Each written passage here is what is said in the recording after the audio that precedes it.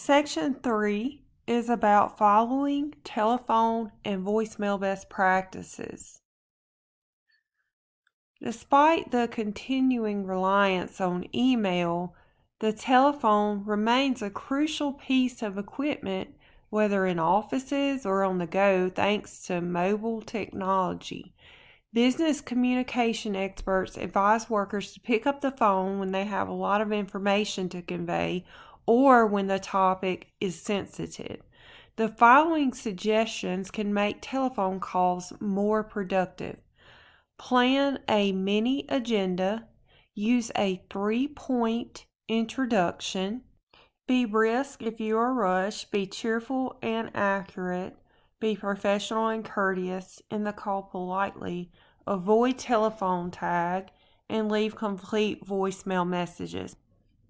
When I say plan a mini agenda, I mean take a few notes down to kind of keep you on task.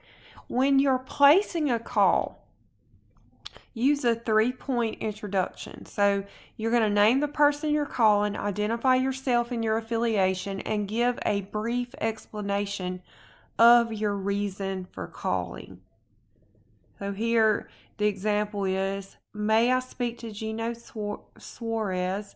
This is Gwen Roundtree of Waldman Enterprises, and I'm seeking information about a software program called Zone Alarm Internet Security. So that's a good example of that. If you're rushed, be brisk. So is for business calls, when your time is limited, avoid questions such as how are you. Instead say, Emily, I knew you would be the only one who could answer these questions for me. Another efficient strategy is to set a contract with the caller. Look, Emily, I have only 10 minutes, but I really wanted to get back to you. So there's a great example there. Be cheerful and accurate. It says, try to let your voice show the same kind of animation that you radiate when you greet a person in person. Try to envision the individual answering the telephone. So speak with an enthusiastic, attentive, and respectful tone, and be accurate about what you say. It's better to say it may take me 2 or 3 minutes to get that information than to make up something or end up saying something inaccurate. And then, of course, always be professional and courteous. Say thank you and please. Don't eat, drink, or chew gum while talking on the phone. Don't shuffle papers. End the call politely. Say something like, I've enjoyed talking with you. I've learned what I needed to know, and now I can proceed with my work. Thank you for my help. Should we talk again in a few weeks? I appreciate your time. Anything like that just make sure you end it on a positive tone. If you call someone who's not in, ask when it would be best to call again. State that you will call at a specific time and do it. If you ask a person to call you, give a time when you can be reached.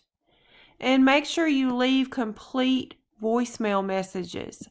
Always enunciate clearly and speak slowly when leaving your telephone number or spelling your name. Provide a complete message, including your name, telephone number, and the time and date of your call. Here are some suggestions to use when receiving telephone calls to make sure that you handle those calls professionally. Pick up and identify yourself immediately. Be responsive and helpful. Practice telephone confidentiality. Take messages carefully. Leave the line respectfully and explain what you are doing when transferring calls. Of course, now the vast majority of Americans, 96%, own a cell phone today. Smartphone ownership stands at 81%, up from 35% just a decade ago. Text neck refers to the posture problems resulting from hanging our heads while staring at screens.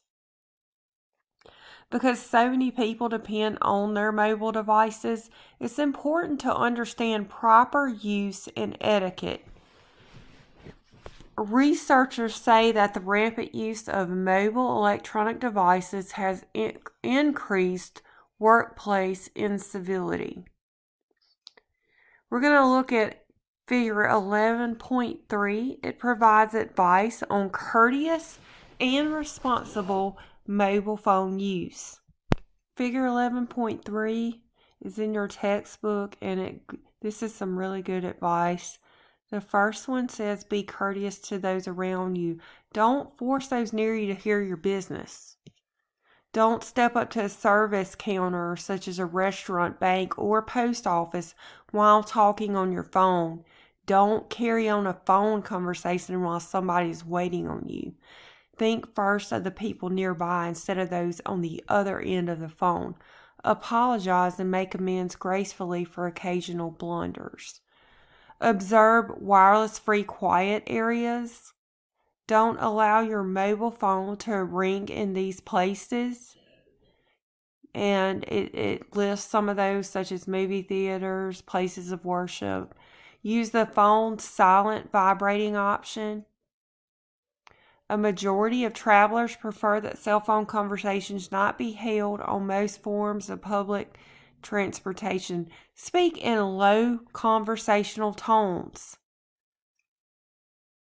You don't have to yell. Avoid that. Take only urgent calls. Make full use of your mobile phone caller ID features to screen incoming calls.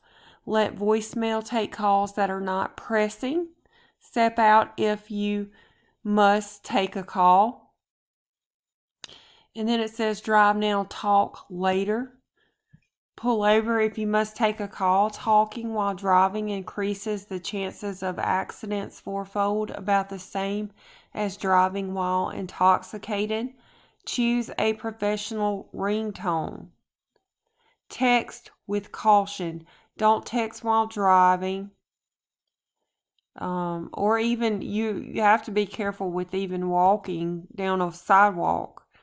Always all can be extremely dangerous. Don't text during meetings or while conversing with others. Your attention should be on your counterparts. Don't text in a theater. A bright screen in a dark theater is distracting to others. So that's just a few courteous and responsible mobile phone use guidelines.